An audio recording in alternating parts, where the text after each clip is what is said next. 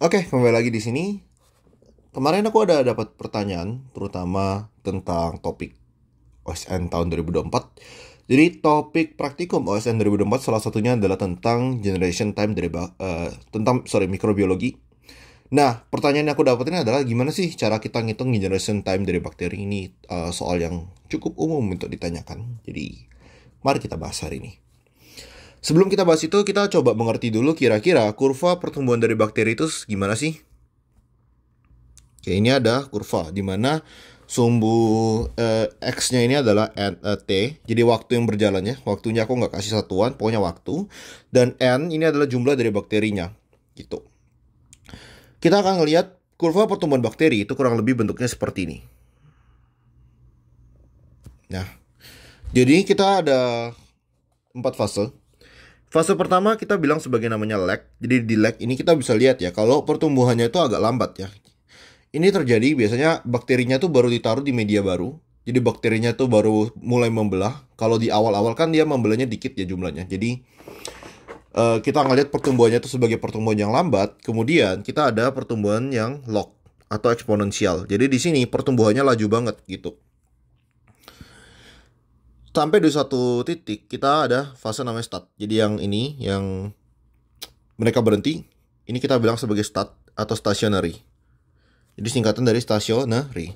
Di sini bakterinya tuh udah nggak bertumbuh lagi, kelihatan nggak bertumbuh. Tapi apakah mereka berhenti membelah? Enggak. Jadi di sini tuh bakterinya tetap membelah, tapi laju pertumbuhan, laju pertumbuhan itu sama dengan laju kematian. Jadi bakterinya tetap membelah, tetap bertumbuh, tapi dia laju matinya itu sama aja dengan kematian pertumbuhan. Jadi kita ngelihat kayak bakteri itu nggak tumbuh sama sekali. Terus terakhir kita ada di fase namanya death atau kematian. Jadi seperti kalian tahu, berarti kalau kematian ini adalah laju kematian lebih tinggi daripada laju pertumbuhan. Seperti itu. Alias di sisi lain, ini juga kalau di sini itu laju pertumbuhan lebih laju daripada kematian.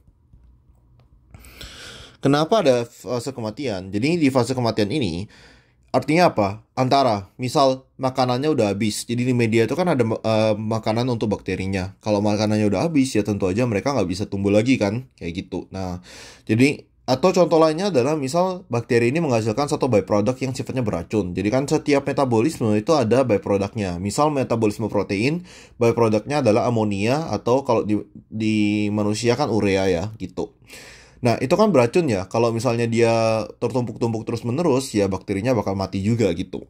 Nah, gimana kalau misalnya sebutlah kita kasih makanan lagi gitu. Kalau kita kasih makanan lagi, ya bisa aja secara teknis ya bakterinya tumbuh lagi seperti ini. Oke. Sekarang kita udah tahu ya, ini adalah grafik pertumbuhan bakteri. Gimana sekarang kita kuantifikasi N? Gimana caranya kita hitung jumlah dari bakterinya? Gak sesimpel itu ternyata. Jadi mungkin aku bakal bahas ini di video lain lagi, karena kalau aku bahas di sini videonya bakal panjang banget. Jadi kita ada beberapa teknik untuk kuantifikasi bakteri. Aku untuk sekarang kita list aja dan aku jelasin secara singkat aja tentang pengenalan teknik-teknik ini. Pertama, kita ada teknik yang kita kenal dengan nama menggunakan hemositometer. Jadi kalian boleh searching di Google hemositometer itu seperti apa. Dia itu kayak ada slide mikroskop. Ini ya, itu ada apa kaca preparat. Nah, kaca preparatnya tuh di tengah-tengah sini itu ada kayak garis-garis kecil-kecil banget. Kayak kalian nggak bisa lihat garis-garis ini. Di garis-garis inilah nanti kalian bisa ngitung-ngitung bakterinya gitu. Kalian bakal taruh bakterinya di slide ini. Terus kalian hitung pakai mikroskop. Nah, itu kalian bisa kuantifikasi kira-kira ya banyak bakterinya seberapa gitu. Cuman beberapa teknik di sini punya kelebihan dan kelemahan masing-masing yang akan aku bahas mungkin next time lah ya gitu.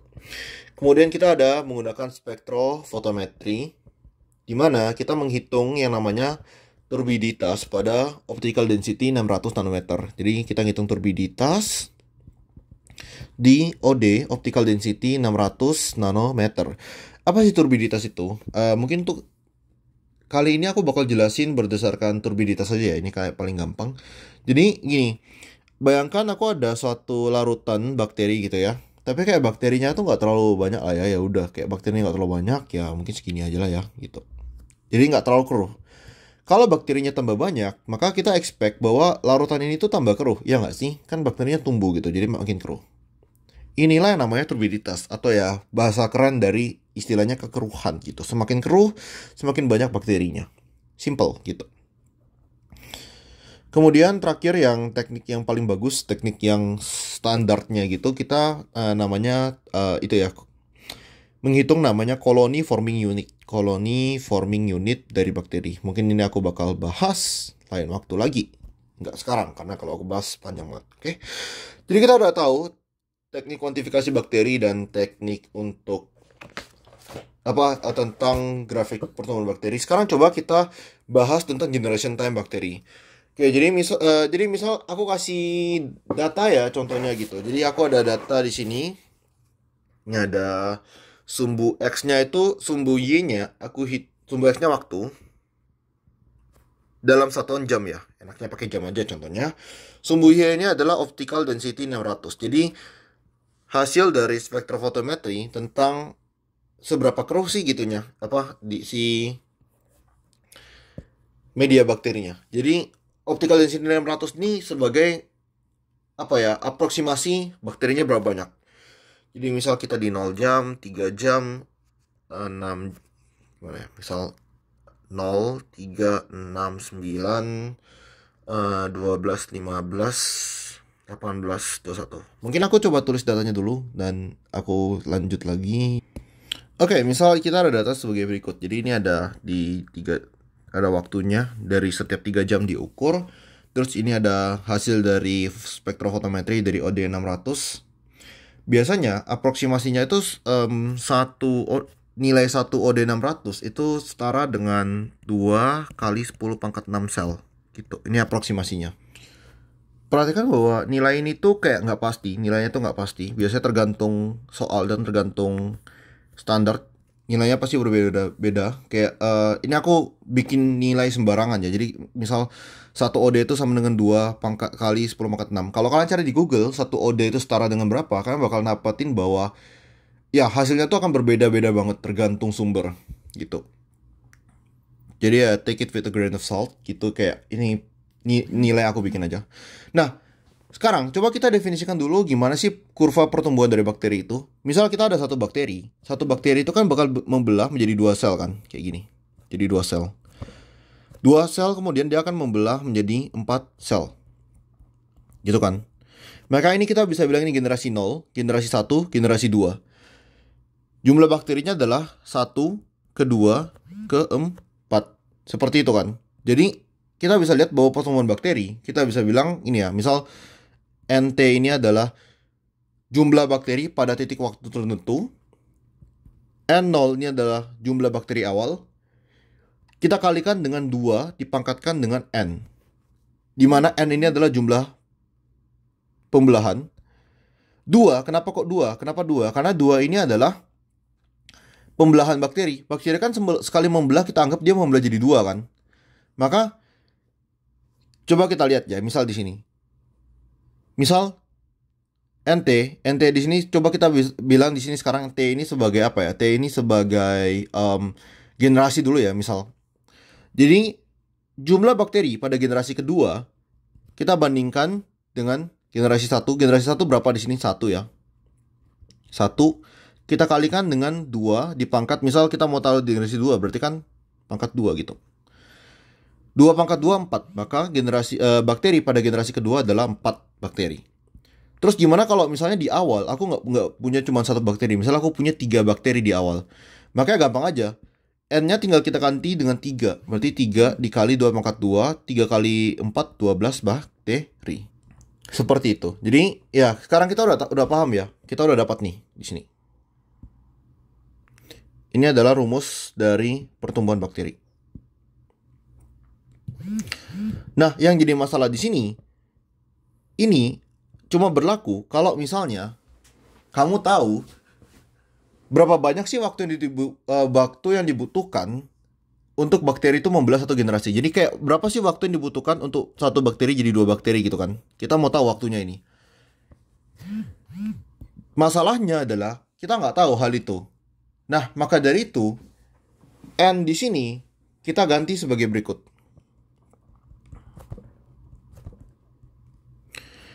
T per G. Oke. Jadi T ini adalah waktu yang berjalan. G ini adalah waktu generasi. Kenapa kok kita kayak ini ya? Kenapa kok kita pakai waktu berjalan dibagi dengan waktu generasi? Misal, sebutlah gini. Dari satu bakteri menjadi dua bakteri, itu dia butuh 2 jam. Maka, kalau aku biarin bakterinya 6 jam, kalian bisa tahu nggak kira-kira bakterinya membelah berapa kali? Ya bener, bakterinya akan membelah 3 kali. Ya kan? Maka itu kan sesuai dengan definisi N, yaitu berapa kali membelah. Jadi N itu kan berapa kali membelah. Seperti itu. Makanya kita kasih T per G. Ini dipangkat ya, jadi mungkin aku tulisnya lebih jelas lagi. Set. Oke, jadi kayak gini. 2 pangkat T per G. Sekarang, kita mau tahu generation time. Generation time itu adalah G kecil ini. Inilah yang kita pengen cari tahu. Caranya adalah pertama, kita bakal milih 2 titik. Di mana 2 titik itu adalah 2 titik yang ada di fase lock. Ya, oke? Jadi, kita usahain nyari 2 titik yang ada di fase lock. Titik itu, kalau kita lihat di sini, ini kan kemudian masih di fase lock ya. Sedangkan ini ini udah di fase start ya. Maka ini adalah fase lock gitu. Nah, biasanya nggak se-clear ini. Pokoknya kalian cari aja ya di mana dia tuh ada peningkatan paling drastis. Kalau dia ada peningkatan paling drastis, kemungkinan besar itu adalah fase lock. Jadi kita pakai titik data di jam ke-6 dan jam ke-9 kayak gitu. Jadi kita udah tahu ya kalau ini untuk konversi optical density jadi bakterinya, kita boleh masukin kayak gini. Jadi kita bikin N0-nya itu adalah jam ke-6 ya, jam ke-6. Berarti itu dia ada 1,9 dikali 2 kali 10 pangkat 6. Maka kita dapat di jam ke-6 dia itu ada 3,8 dikalikan 10 pangkat 6 sel. Sedangkan NT dia 4,5 dikali 2 kali 10 pangkat 6. Ini adalah 9 kali 10 pangkat 6 sel kayak gitu. Maka di sini kita bisa tulis lagi NT sama dengan N0 dikalikan 2 pangkat T per G. NT-nya berapa? 9 kali 10 pangkat 6. N0-nya itu adalah 3,8 dikali 10 pangkat 6. Jadi ini boleh coret-coret gitu. Terus kita kalikan dengan 2 T per G. Waktunya berapa lama yang lewat? Ini kan dia dari 6 jam ke 9 jam kan? Berarti lewat 3 jam. Lewat 3 jam kita mau tahu generation time-nya. Atau ya kalau kita terus lagi lebih rapi, 9 sama dengan 3,8 dikali 2 dipangkat 3 per G. Kayak gitu ya.